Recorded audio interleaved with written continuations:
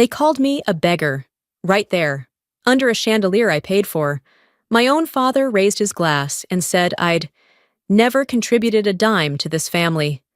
Laughter followed. My mother looked away. My sister smirked like she'd finally won. I stood still, every word slicing through me sharper than the silverware on their table.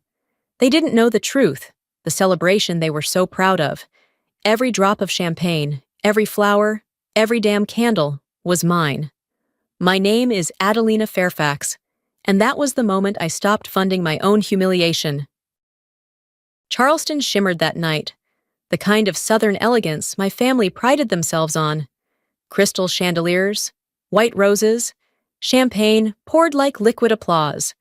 The Fairfax Centennial was supposed to honor a century of legacy, though everyone knew it was really about showing the city we still mattered. I hadn't been home in years. They said I'd changed. Too polished, too distant, too wrapped up in my own life. I smiled through the introductions, through the careful politeness that always masked condescension in this family. The air smelled like money and performance. Then my father lifted his glass. His voice carried across the ballroom, confident, rehearsed. To my daughter Serena, who carries our name with grace and charm, and to Adelina, our wanderer, too busy to be part of us. A polite ripple of laughter followed. My mother's eyes flicked away, unwilling to meet mine. Serena's smile curved just enough to draw blood. I set my glass down, its base hitting the table harder than I meant. "You're right, Father," I said evenly. "I don't belong here." The music faltered for half a second as I turned. The click of my heels cutting through the chatter. No one stopped me. They never did. What they didn't know was that every shimmering light above them, every bottle chilled on ice, every flower and note of jazz had been paid for through my company, quietly, invisibly, completely. They thought they were celebrating themselves. They were standing inside my generosity. Pride, I realized, is far cheaper than silence. Outside, the night air smelled of salt and freedom. My phone buzzed with a message from Serena. "Don't forget the brunch tomorrow at the lake house. I want everything perfect." I stared at it until the words blurred, then deleted the message. I'd spent a lifetime funding perfection for them. The wind off the Ashley River tugged at my hair as I walked to my car, heels echoing against the stone. Somewhere behind me, the laughter resumed. Warm, hollow, and entirely paid for. Morning light slipped through the thin white curtains, settling across my desk, where a half-finished cup of coffee steamed beside my laptop and a stack of files. The quiet of the apartment was deceptive. It carried the kind of stillness that comes after years of noise. I used to believe success would finally make them proud, but all it did was turn me into their personal bank. Every call began the same way. "We hate to ask, but..." When my father retired early, I paid his insurance, his hospital bills, even his credit cards. When Serena launched her first boutique, I wired $150,000 with nothing more than her promise to pay me back someday. When my mother wanted a place by the lake for the family to gather, I bought the house at Hilton Head outright. Everything went through my company, Fairfax Holdings, LLC. My father once patted my shoulder and said, "You're the glue holding us together." I smiled, not realizing I was being cemented into a lie. 3 days after the gala, an email arrived from the bank. The subject line read, "Property title update, owner change notice." My name had been deleted from the lake house deed. In its place, Serena Fairfax. No explanation, no courtesy call. Just a single line, "Transfer completed." They hadn't only erased my name, they'd erased my contribution. Maybe family isn't about love, I thought. Maybe it's just the most emotionally expensive investment you'll ever make. I opened the cabinet, pulled out the folder marked Fairfax Holdings, legal, and added one handwritten note across a blank page. Audit, pending. Sunlight broke through the curtains, sharp and cold across the desk. For the first time, I saw it not as warmth, but as warning. That night, as I reviewed investment reports, my phone buzzed. A message from Serena flashed across the screen. "Don't come to the lake house anymore. It's not your place." I couldn't help but smile. "Good," I typed back. "Then I'll stop paying for its taxes." I opened my laptop again, logged into the bank portal. The list of automatic payments glowed on the screen. $200 for insurance, $980 for HOA fees, $6,700 for maintenance. I clicked cancel payment on each line. Every soft ping sounded like a chain breaking. I remembered Serena bragging once, her voice loud and sugar-sweet. "Dad bought us the lake house." I'd stood in the background, smiling politely, thinking how strange it felt to be invisible inside something I'd built. When I checked my archives, I found the folder labeled Contingency 2019. Buried inside was the clause I'd added myself years ago. All payments under Fairfax Holdings LLC remain proprietary to Adelina Fairfax. Just one sentence, enough to keep the house legally mine. "They took the title," I murmured, "but I kept the clause." I poured another glass of wine and watched the glow of the screen shimmer through the glass. "They think I'll shout," I said quietly, "but I'll audit instead." Rain began to fall outside, soft and steady, like a metronome counting down to reckoning. I opened a new file, Fairfax Trust, Inquiry. For the first time in years, I felt something dangerously close to peace. I wasn't the keeper of their comfort anymore. I was reclaiming the only family I had left, my own dignity. Morning fog pressed against the windows as I measured coffee into a mug. The knock came like a warning. Too hard, too loud for this hour. Evan Carter was on my doorstep, cheeks flushed, shirt rumpled, anger like steam around him. "You need to fix this right now, Adelina. The gardener quit, the HOA is calling, taxes are overdue, everyone's blaming us," he barked. I didn't invite him in. I held the door frame and said, calm as a ledger, "You're shouting at the landlord, Evan." He blinked. I pulled the gray binder from the shelf, Fairfax Holdings LLC, and showed him the page. Registered owner, Adelina Fairfax. He stammered. "No, that can't be." Richard says a lot of things," I cut in. "Signatures don't lie." I played a recording from my family calls folder. Serena's voice filled the quiet. "Adelina, you'll handle the bills again this month, right?" "Dad hates the paperwork," my younger voice answered. "Sure, send me the details." Evan went pale. "I've kept records of every favor for 3 years," I told him. "Every transfer, promise, insult. You called it family support. I call it unpaid labor." He spat a threat, turned, and left. I latched the door and poured coffee. My phone lit with an email. Frank Collins, family accountant. Subject, irregularities in Fairfax Trust. I smiled without warmth. "Good morning." "Indeed." Frank's voice on the line was careful, measured. "Adelina, I came across something concerning—" He read the filings. The transfers masked as an anonymous benefactor, while the ledger traced back to my LLC. "They used your money and erased your name," I said. A flat fact. He sighed. "It's worse. Your contributions were recorded as family trust income. That's tax fraud." The world narrowed to facts. Betrayal had a paper trail. "Preserve every document since 2017, I told him. "Don't contact them. I'll handle it." I opened a new folder, Fairfax Trust Investigation, and began dragging invoices, wire confirmations, and old emails into it. Then I found it. A faded note in an old contract, my father's handwriting. All household expenses handled by Adelina, until further notice. That little "until" had never been revoked. For years I believed silence kept peace.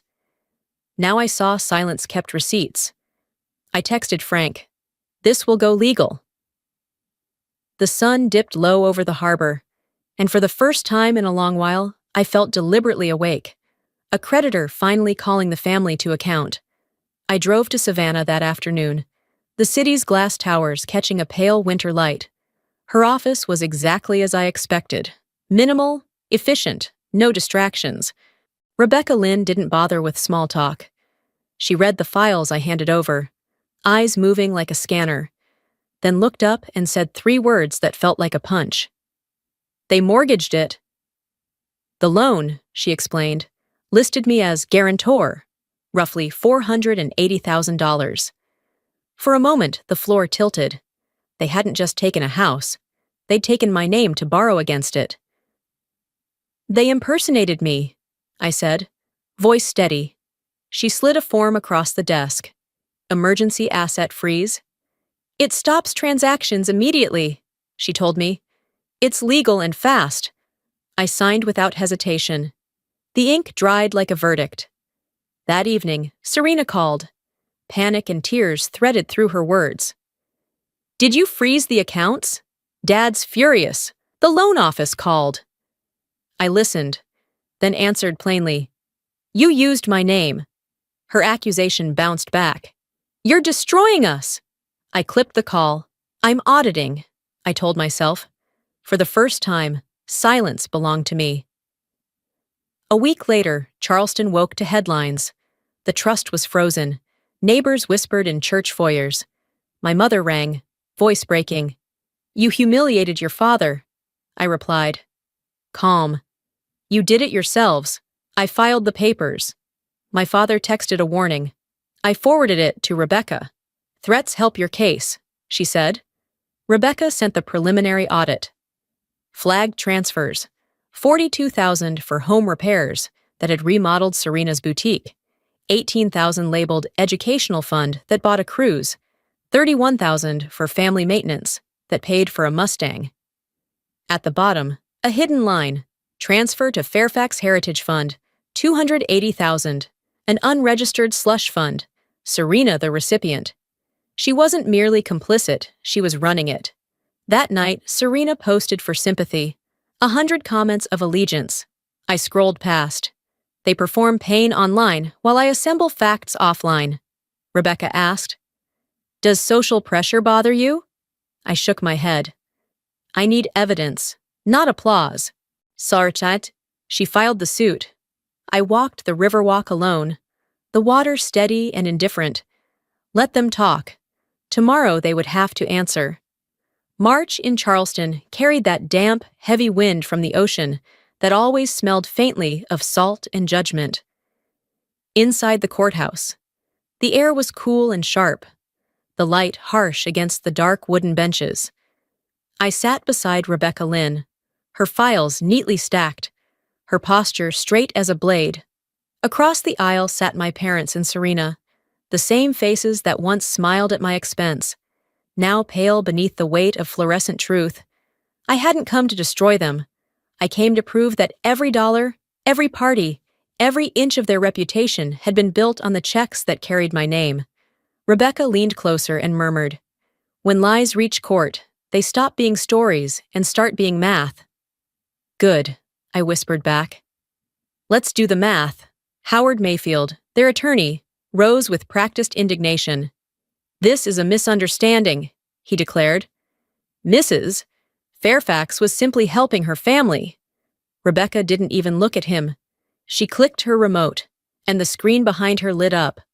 45 transactions, totaling $1.2 million, each labeled family expense. The courtroom fell quiet, the sound of paper shuffling replaced by the cold hum of projection light. Then came the contract for the Pendleton House, the centennial gala that started it all. My father's signature was nowhere on it. Only mine. Rebecca turned toward the bench. Mr. Fairfax, she asked evenly, who paid for your family's centennial event? My father said nothing. The judge peered at the document. According to this, he said, it was your daughter, Ms. Adelina Fairfax. The silence was suffocating. My mother's head dropped. Serena covered her face, whispering something I couldn't hear. My father stared at the floor as if it might open and swallow him. The judge looked at me. What are you seeking, Ms. Fairfax? Damages? Restitution? I stood. My voice even. Truth on paper, Your Honor. That's all. When the ruling came, it was brief and precise. just like Rebecca's work. The Lake House and the Fairfax Trust would be transferred legally to me. My family would repay the funds they'd misused, and I would be recorded as the sole financial sponsor of the Fairfax Centennial Celebration. Outside, the air smelled of rain and oak leaves. I stepped into it, the courthouse doors closing softly behind me. I didn't feel triumph, only quiet relief. The wind moved through the trees, scattering dry leaves like signed verdicts drifting to the ground. It wasn't revenge. It was correction. Rebecca joined me on the steps, her voice low and sure. "You didn't just win, Adelina," she said. "You rewrote the family ledger." A week after the verdict, Charleston woke to a headline stretched across the front page of the Post and Courier. "Fairfax family found guilty of financial misuse. Daughter wins legal ownership." The photo beneath it showed my parents leaving the courthouse, my mother shielding her face with a trembling hand, while my father stared at the ground as if it might still offer him dignity. The people who once idolized them, neighbors, church friends, the kind of Charleston elite who survive on gossip and appearances, fell suddenly silent. Some crossed the street when they saw me. Others smiled too brightly, pretending they'd always admired my strength. I didn't read the comments. I'd spent a lifetime hearing other people's versions of my story. I wasn't about to give them one more chance to rewrite it. The silence didn't bother me anymore. I had learned that sometimes the quiet that follows scandal isn't shame, it's peace reclaiming its place. An email arrived from Serena 3 days later.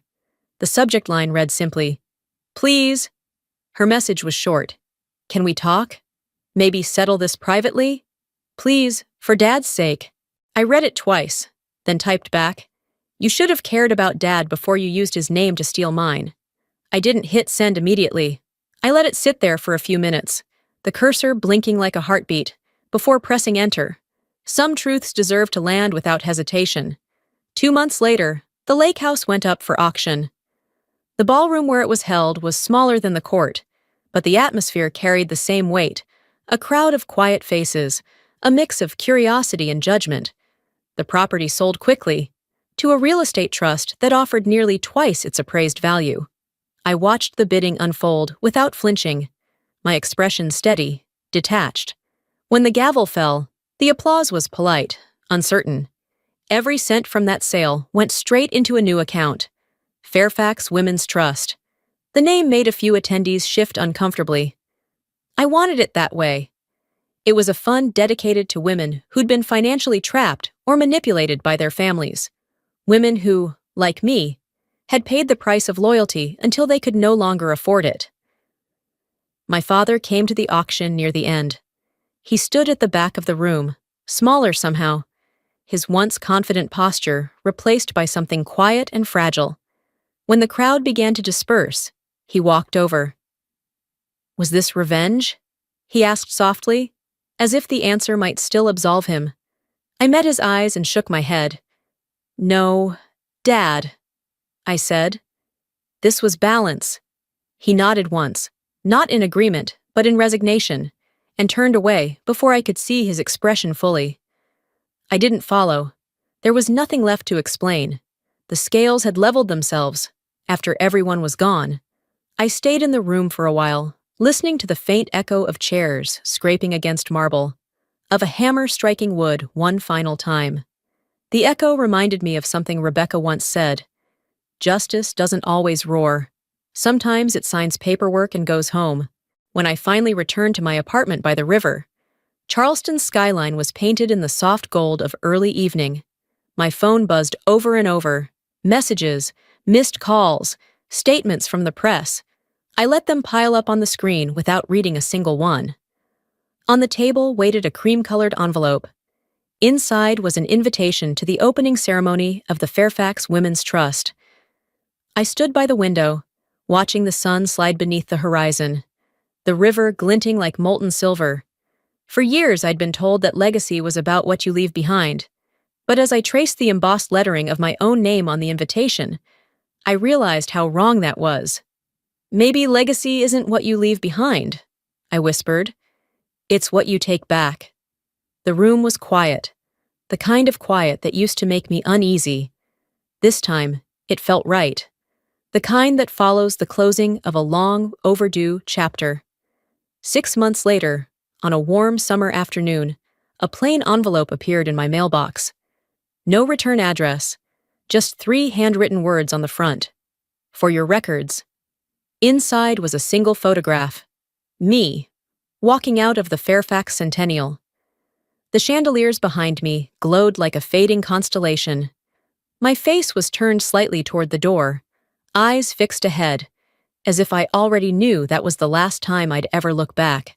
On the back of the photo, in Serena's familiar handwriting, was one sentence. This was the day everything fell apart. I held the picture for a long time. The edges were smooth, but the memory cut deep. In the month since the trial, I'd learned something I never understood before, that not every fracture is a tragedy. Some breaks are necessary, the way light needs space to enter. I walked down to the river. The afternoon sun turned the surface of the water silver, bright and soft all at once. I set the photograph on the rippling edge and let it go. The current caught it instantly, carrying it out toward the open harbor. No, Serena, I whispered. This was the day I stopped financing my own erasure. When the photo disappeared from sight, I turned away from the water and toward the glass building ahead, where a banner fluttered in the light breeze. Fairfax Women's Trust, empowering women to reclaim what's theirs. Inside, the faint sound of a piano drifted through the open doors. I straightened my jacket, drew in a steady breath, and stepped inside. No applause greeted me, no cameras flashed, but I didn't need them anymore. For the first time, I understood peace that didn't ask for permission.